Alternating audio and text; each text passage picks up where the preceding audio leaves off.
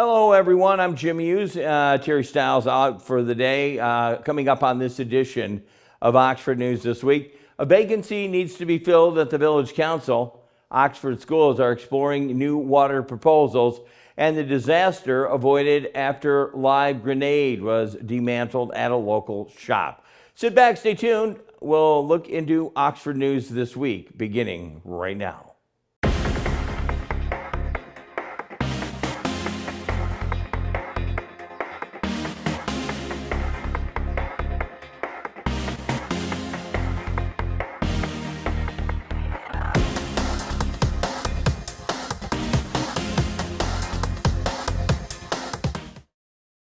Regina Knock, a financial professional with 20 years of experience, has actually been appointed to the Oxford Village Council to replace Maureen Helmuth, who resigned earlier in the summer. Knock's cover letter emphasized her commitment to financial transparency, community involvement, and she sees the opportunity as a chance to give back and guide the village's positive direction.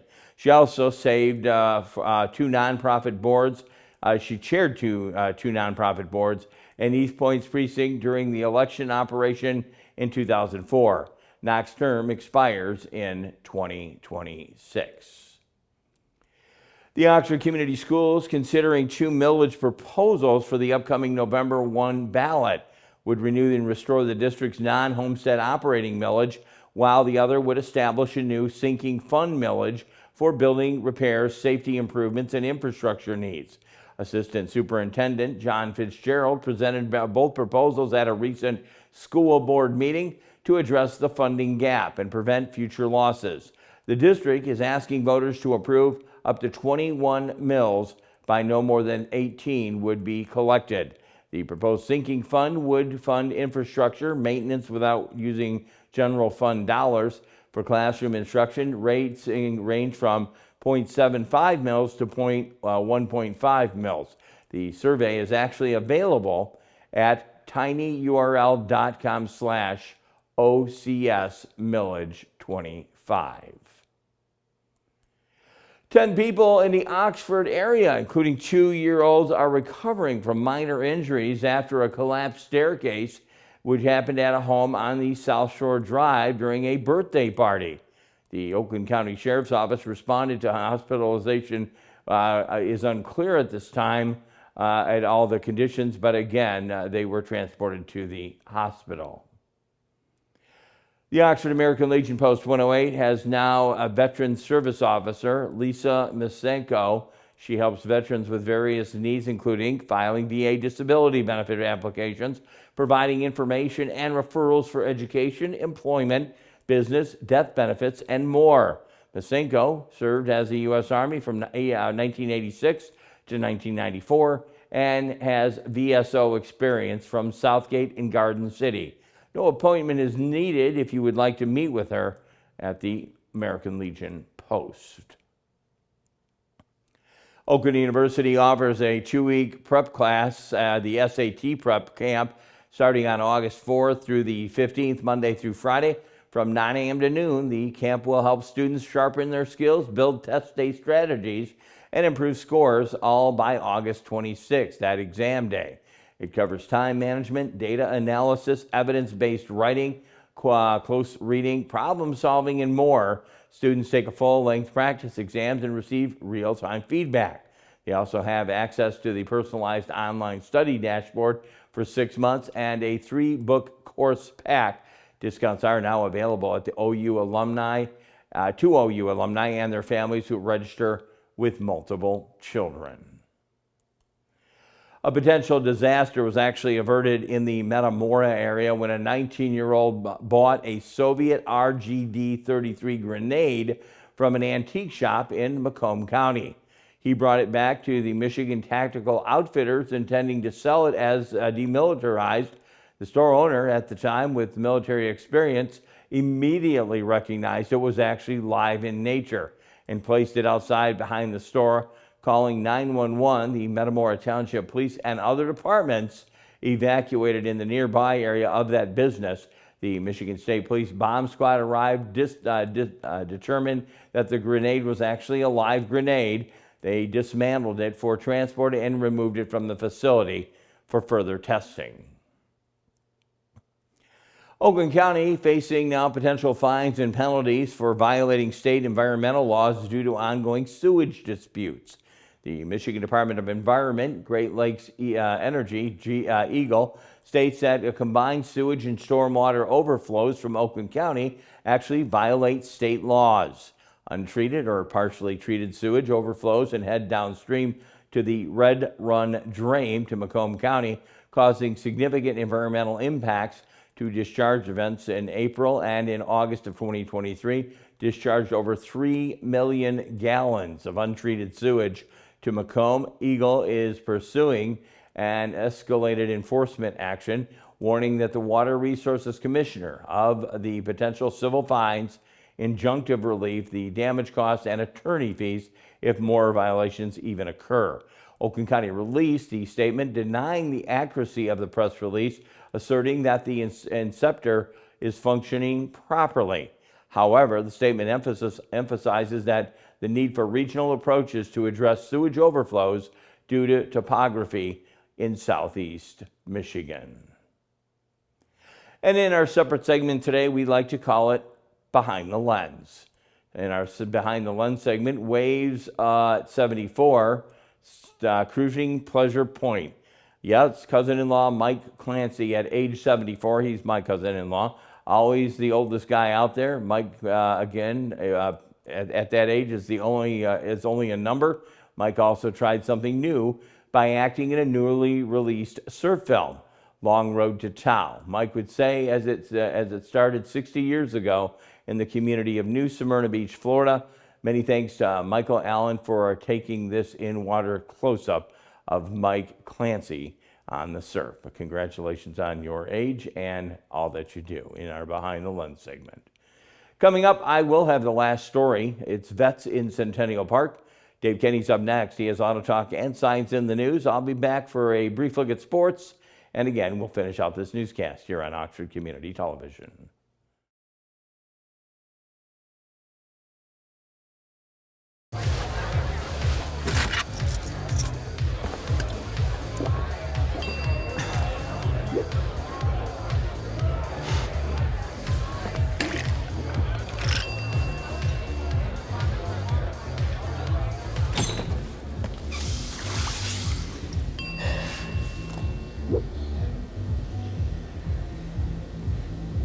If you need to do something to feel okay to drive, you're not okay to drive.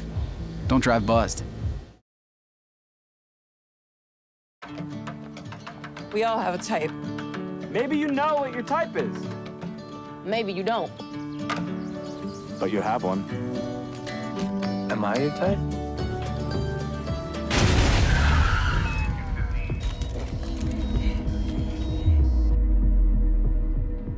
You can be the type to save lives.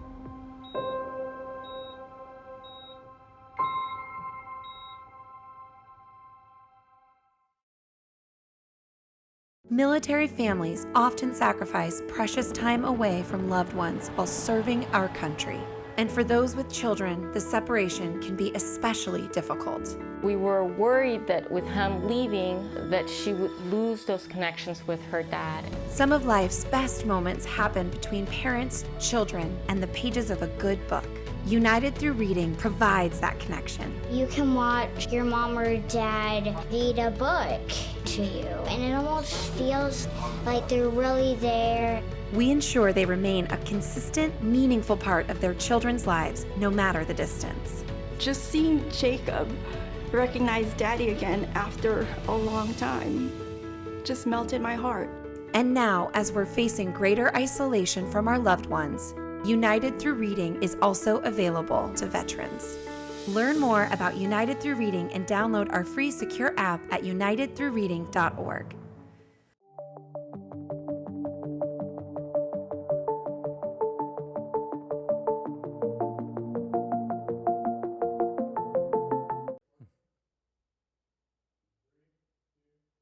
Welcome to this edition of Auto Talk. I'm Dave Kenny, and these stories are taken from Automotive News, and they're both recalls. In our first story, Ford Motor Company is recalling over 694,000 crossovers in the U.S. due to a fuel leak issue that could increase the risk of a fire, the National Highway Traffic Safety Administration said following a year-long investigation. The automaker said it estimates the recall remedy will cost around $570 million and will be included in its upcoming second quarter earnings report as a special item. NHTSA said in a July 16th report that fuel injectors in the affected vehicles may crack, causing fuel to leak into the engine compartment and potentially ignite. Drivers may notice a strong fuel smell inside or outside the vehicle, dashboard warnings, smoke, or visible flames. The recall covers certain 2021 to 24 Bronco Sport and 2020 to 2022 Escape models equipped with 1.5-liter engines. The NHTSA estimates that 0.3% of recalled vehicles may have the defect. In a statement, Ford said the recall supersedes the prior recalls and will include a new remedy for the issue, which is currently under development and expects to be finalized in the near future. The recall includes an interim software update, which will help detect cracked injectors and mitigate fire risk. Ford said it is also recalling additional vehicles produced with the injectors that were not previously recalled. This concern may result in a fuel odor both inside and outside the vehicle, drivability symptoms, instrument cluster warnings, or smoke or flames emanating from the engine compartment or underbody, the statement said. Ford said it's aware of underhood fires resulting from the defect, but it's not aware of any injuries. NHTSA documents show the supplier of the part is Dumari Flow Motion Technologies of Italy.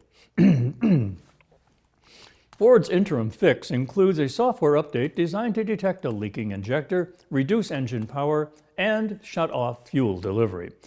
The company is still developing a final mechanical remedy.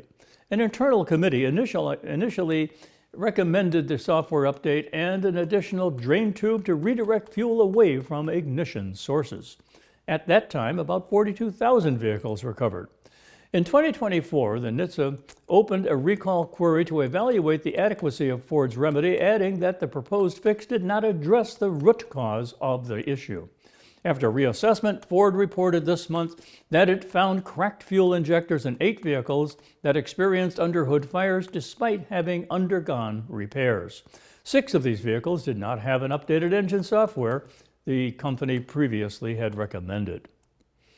In our second recall, Ford is recalling nearly 1 million vehicles in Canada and the United States because of a potential low-pressure fuel pump failure, which could cause an engine stall, both Canada Transport and the U.S. National Highway Traffic Safety Administration said. The recall affects over 107,000 vehicles in Canada and over 850,000 vehicles in the U.S. A faulty fuel pump can reduce fuel flow from the tank to the engine, causing an engine stall and increasing the risk of a crash, NHTSA said. The U.S. Auto Safety Authority received 6 consumer complaints alleging loss of power because of pump failure. No injuries or accidents were reported, a Ford spokesman said. Before a fuel pump fails, drivers may notice poor engine performance, including misfiring, rough running, reduced power, or a check engine light, NHTSA said in a notice to dealers. Failures are more likely when fuel levels are low or in hot weather, it added, and the vehicles involved in the recall are 2021 to 23 Ford Bronco, 2022 Expedition, 2021 to 2023 Explorer, 2021 to 2022 F-150s, 2021 to 2023 F-350 SD, 450 SD, and F-550 SD. 2021 to 2022 Mustang, 2021 to 2023 Lincoln Aviator, and 2021 to 2022 Lincoln Navigator. Ford said it is still developing a remedy. Whew. Well, that's it for this edition of Auto Talk. Drive safely. I'm Dave Kenny. Stay tuned to Oxford Community Television.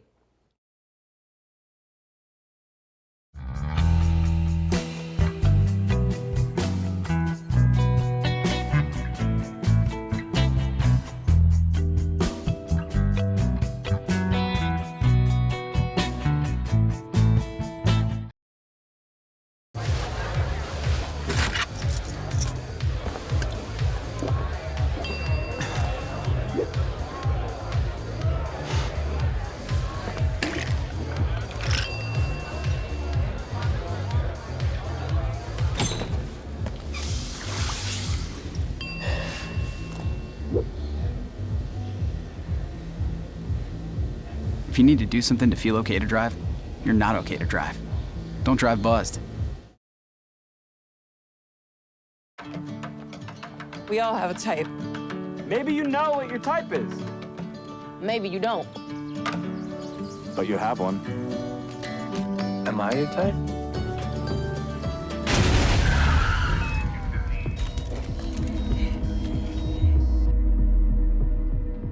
You can be the type to save lives.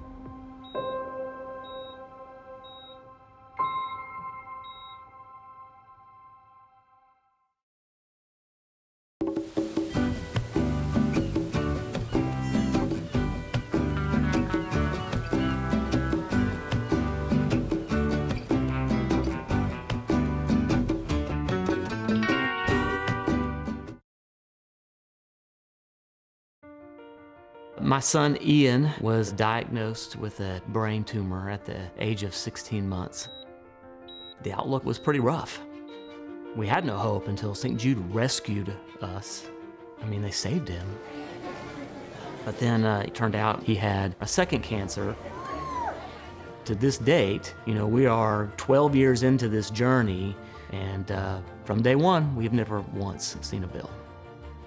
It gave us the peace of mind to know that we're there with our son, and we're gonna beat cancer together. Now, he is doing really, really well. He's alive because of what St. Jude has done. He's here because of the doctors who came before, their blood, their sweat, their tears, of every day being in that hospital, the knowledge that has been accumulated and shared with everyone else around the world. This is how we get rid of this, how we help kids beat cancer all over.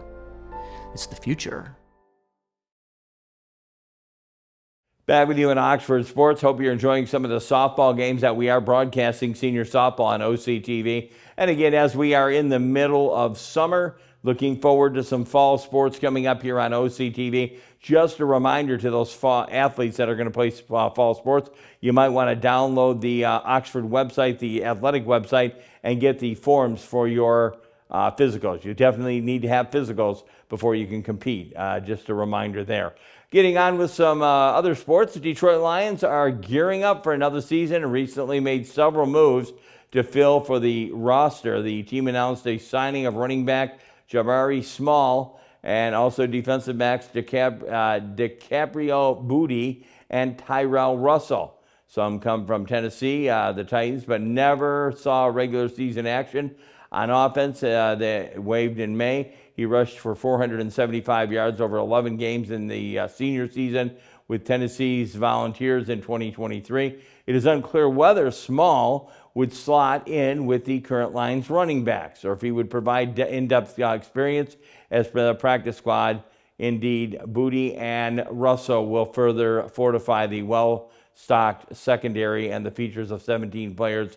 Booty appeared in 21 regular season games over his career and played most of the season with the Los Angeles Chargers. Russell is an undrafted rookie from Vanderbilt who logged 299 defensive snaps over 13 games with the Commodores last season. The Lions training camp began. Rookies began mid-July, and the first practice to the public, which is open. You can go down and see them practice in Allen Park at that facility on July 26th. Always something nice to do there. Once again, get ready for fall sports. Make sure you download those physical forms, get your physicals so you'll be able to compete. Students should do that as soon as possible.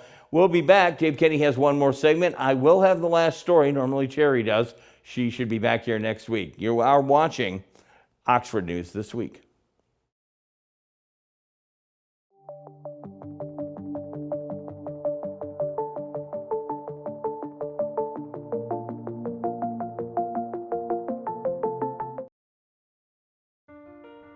My son Ian was diagnosed with a brain tumor at the age of 16 months. The outlook was pretty rough. We had no hope until St. Jude rescued us. I mean, they saved him. But then it turned out he had a second cancer. To this date, we are 12 years into this journey, and from day one, we've never once seen a bill. It gave us the peace of mind to know that we're there with our son, and we're gonna beat cancer together. Now, he is doing really, really well. He's alive because of what St. Jude has done. He's here because of the doctors who came before, their blood, their sweat, their tears, of every day being in that hospital, the knowledge that has been accumulated and shared with everyone else around the world. You know, this is how we get rid of this, how we help kids beat cancer all over. It's the future.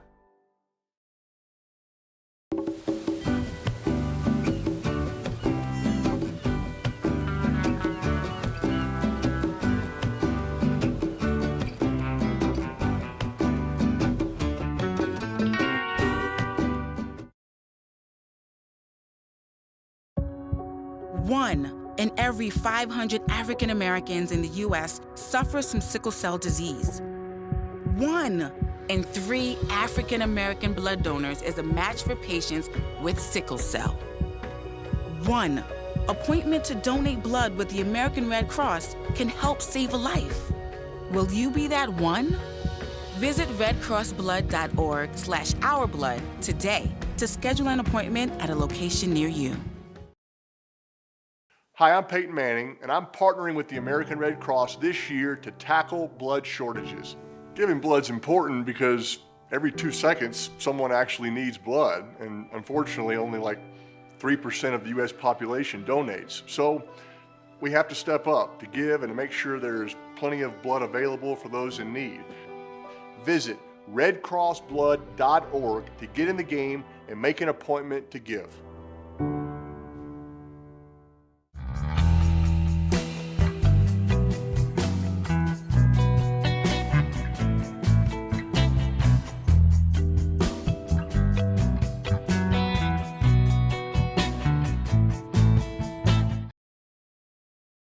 Welcome to Science in the News. I'm Dave Kenny, and this story is taken from New Scientist. Inhaled insulin helps to control blood sugar levels in children with type 1 diabetes as effectively as an injected version of the hormonal medication. The inhaled powder, called Afrezza, is already available for adults with type 1 or type 2 diabetes in the U.S., and now its manufacturers are planning to file for approval in children. Type 1 diabetes occurs when the body can't make the blood sugar lowering hormone insulin. People with the condition have to take insulin as a drug every day, usually via injections.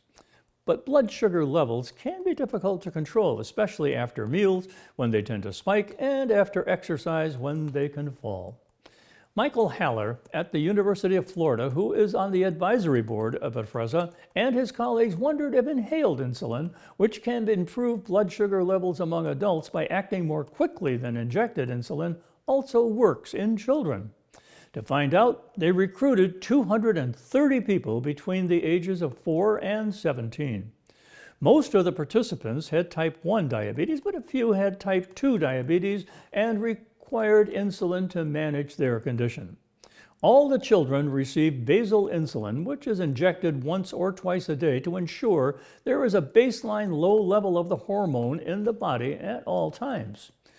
Rapid-acting insulin is usually required on top of this before meals. In the 26-week trial, that is, some of the children received Afrezza as their rapid-acting insulin, while others had injectable insulin. The researchers found that both formulations worked equally well at controlling blood sugar levels. The results were presented at the American Diabetes Association meeting in Chicago in June. The assumption is that this is a better insulin because of the delivery method and certainly for some patients with a needle phobia, this can cause a lot of stress, says Haller. But more importantly, it gives patients additional tools in their toolbox for managing a very complex disease. The inhaled version causes coughing more than the injected one, but this dissipated once participants got used to it. Afrezza is not suitable for anyone with long-term lung problems like asthma. Catherine Sumter at the University of Tennessee Health Science Center in Memphis says that inhaled insulin may suit some children with diabetes, for example, those who forget to take the hormone before they eat and therefore need a particularly rapidly acting formula. but she thinks that most will probably stick to the injected formulation, which can be titrated much more precisely, so is especially helpful for small children who may need lower amounts of insulin.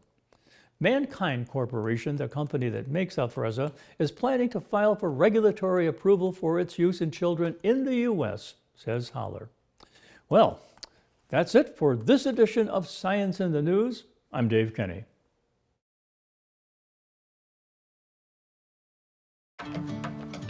We all have a type. Maybe you know what your type is. Maybe you don't. But you have one. Am I your type?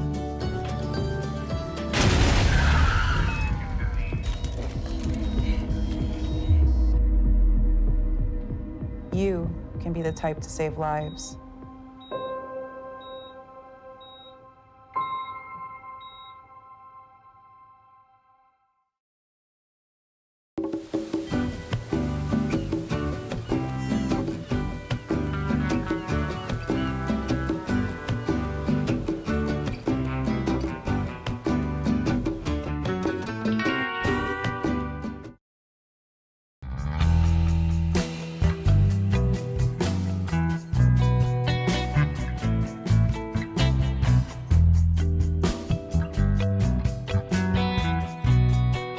Hi, I'm Peyton Manning, and I'm partnering with the American Red Cross this year to tackle blood shortages. Giving blood's important because every 2 seconds, someone actually needs blood, and unfortunately, only like 3% of the US population donates. So we have to step up to give and to make sure there's plenty of blood available for those in need. Visit redcrossblood.org to get in the game and make an appointment to give.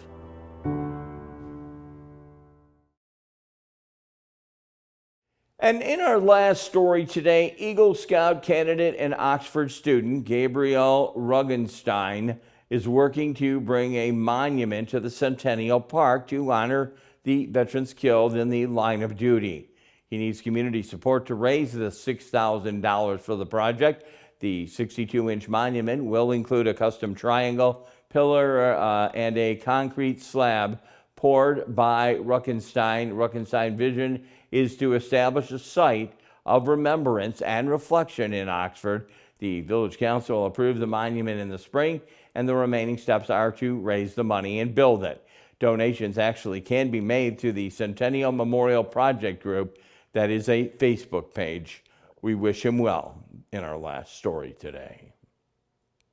And that's going to wrap it up here for this Oxford News this week. Just a reminder, if you, with all the flooding that we've had and the new flooding we've had on Orion Road, again, I'm not quite sure if you're aware of that. Orion Road is closed there at Dutton. Orion and Dutton completely shut down due to some flooding. And if you're ever approaching ongoing water or a flood, never venture through. That can be the most dangerous thing you can do.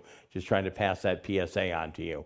Anyways, I will be done for the day here. Let's remind you that OCTV can be viewed on Spectrum Charter Channel 191, Channel 99 on that ATT UVer system. Check us out on YouTube, Facebook, Rumble, and the Amazon Fire Stick, and Roku as well. If you have a show idea, maybe you'd like to be a volunteer, we'd love to have you at OCTV. Give our office a call at 248-628-9658. Very special thank you going out to the producer himself and director, Kyle Stage, news writer Allison Miller, our station manager who's away this week, Terry Stiles. For everyone here at OCTV, again, I'm Jim Hughes, hoping you have a safe week. I invite you back next time. And again, we will take a look at Oxford News this week.